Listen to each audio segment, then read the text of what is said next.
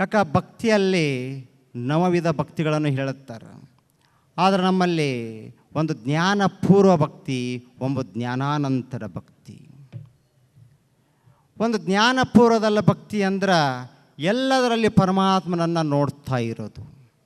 ಹೆಂಗೆ ಮೀರಾಬಾಯಿ ಕುಣಿತ ವೃಂದಾವನದೊಳಗೆ ಮಧುರೆಯೊಳಗೆ ಕೃಷ್ಣನನ್ನು ಧ್ಯಾನ ಮಾಡ್ತಾ ಎಲ್ಲ ಕಡೆಗೂ ಎಲ್ಲರಲ್ಲಿಯೂ ಕೃಷ್ಣನ ನೋಡ್ತಾ ಕುಣಿತ ಹೋಗ್ತಿದ್ಲು.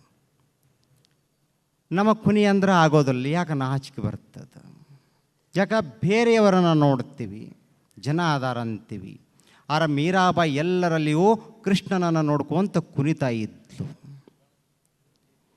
ಎಲ್ಲದರಲ್ಲಿ ಕೃಷ್ಣನ ನೋಡ್ತಾ ಕುಣಿತಾ ಹೋಗ್ತಿದ್ಲು. ನಾಚಿಕೆ ಅನ್ನೋದು ಇರೋದಿಲ್ಲ.